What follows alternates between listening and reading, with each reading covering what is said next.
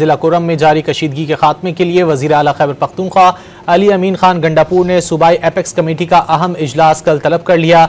मजीद जान लेते हैं डॉन न्यूज़ पेशावर के ब्यूरो चीफ अली अकबर से। अली अकबर, एपेक्स कमेटी का इजलास कल होगा?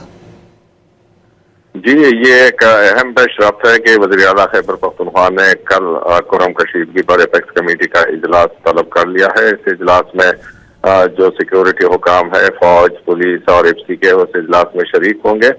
दूसरा इसका एजेंडा ये है कि जो ग्रैंड जिरगा तश्कील दिया गया था कुरम कशीदगी के हवाले से, तो उसकी रिपोर्ट पेश की जाएगी और अब तक उन्होंने फरीकैन से जो मुलाकात ही की है, तो उस हवाले से एपेक्स कमेटी को आगाह किया जाएगा। इसके साथ साथ जो कुरम में जो ग़िज़ाई और अद्वियात की फराहमी का जो सूरत हाल है, तो उस पर भी कमेटी जो है वो जायजा लेगी और उस हवाले से जो है कोई अहम फैसले जो है वो मुतवक्के है।